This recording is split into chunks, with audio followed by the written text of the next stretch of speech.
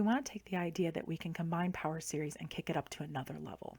So far, we've seen sum and difference. Oh, we actually didn't see an example of them because they're pretty easy. You just add them or subtract them.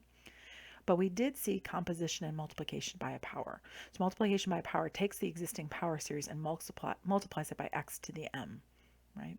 Or composition takes a function h of x equals b x to the m and nests inside an already existing power series. But we want to kick it up to another level, and that means involving calculus, because we want to be able to take the derivative of a power series and create a new power series from it. That's right. We're going to be taking a derivative and differentiating the power series, right? Finding that derivative, and that will build a new power series for us with the same radius of convergence, or excuse me, interval and radius of convergence. Interesting, right? So the interval and radius of convergence are going to hold right there. Not only can we do this with differentiation, but we can also take it with an integral. We can integrate and find a new function. So we could take an existing function that's equal to a power series, and then we can integrate both sides and create a new power series. Okay, so let's start with the easier case, which is taking the derivative. As in most things with calculus, derivatives are easier. Now remember, we still have this geometric series that we know and love.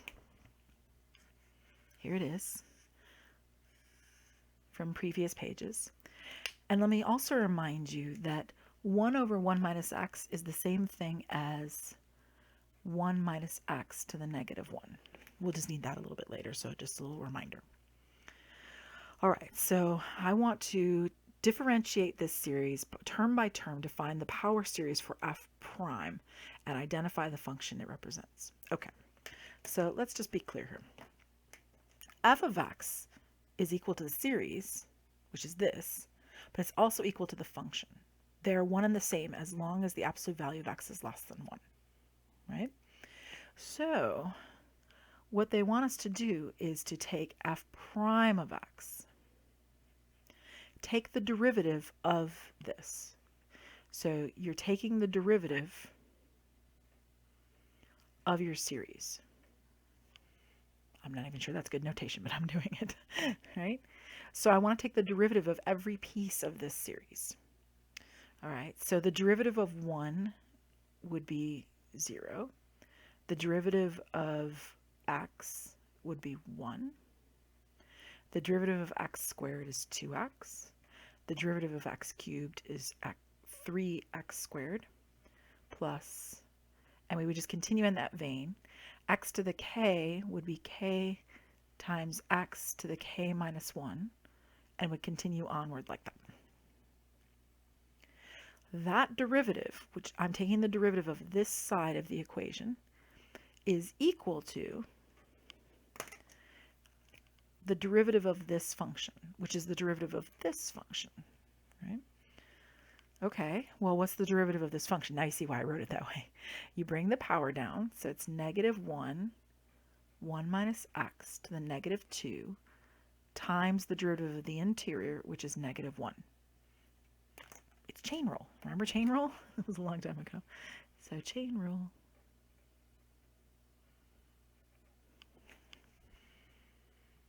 Wonderful. All right, so now I have to come up with what this is as a pattern in order to be able to write this as a series. But I know what the right-hand side is now. So that equal sign is going to be equal to this new function, which is 1 over 1 minus x squared. So that is true. And now I just need to figure out what this all is, because that's a mess. I want to be able to write it in summation notation. Well, it'll help if we can think about what terms they are. So originally I had k equals 0, x to the k, so that was the 0th term. But now when I do this again, I'm going to kind of knock that term out because it doesn't really exist. And I'll make this k equals 0, this k equals 1, this is k equals 2, and so on and so on. Right? So I need a pattern for all of this that would work. Well, obviously it's going to be a sum. It's going to start at 0, go to infinity. Now, my numbers are 1, 2, 3. Okay, so that would be k plus 1. And then I have x's, so I'm going to take x, and then I have a power. So here I don't see an x. Here I have x to the 1. Here I have x to the 2. So you can see that the values are actually matching the k. And there we go. So this series, this new series that I made, is equal to that function, but only for the interval of convergence that I had originally. Only for this piece right here. So I would need it for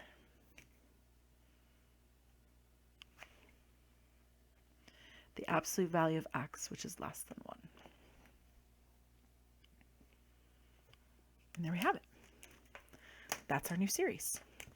So I differentiated term by term to find a power series for the derivative of f prime. So this whole thing is equal to f prime of x, but so is this, as long as this is our interval, right? As long as we're in that value. Technically, I should check the endpoints. Sometimes the endpoints can get a little strange. You'll notice this theorem actually makes no claims about the endpoints themselves. So we would actually still have to check endpoints. So let's make a note right here. So note, theorem does not discuss endpoints, so they would still need to be checked.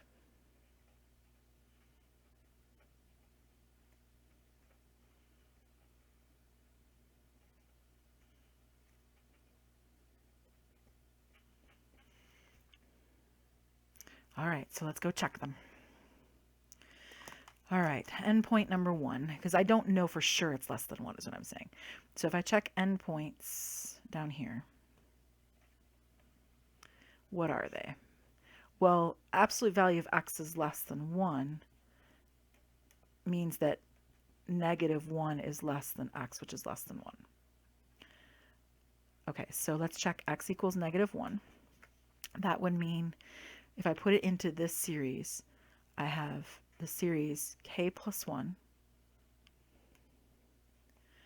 times -1 to the k. That diverges. That does not pass the divergence test, right? By a long shot. That's not going to 0 as k goes to infinity. Then let's check x equals 1. Well, that's even worse, right? That's just k plus 1.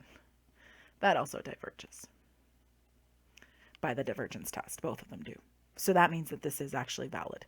So this is good as our interval. No less than or equal to is required.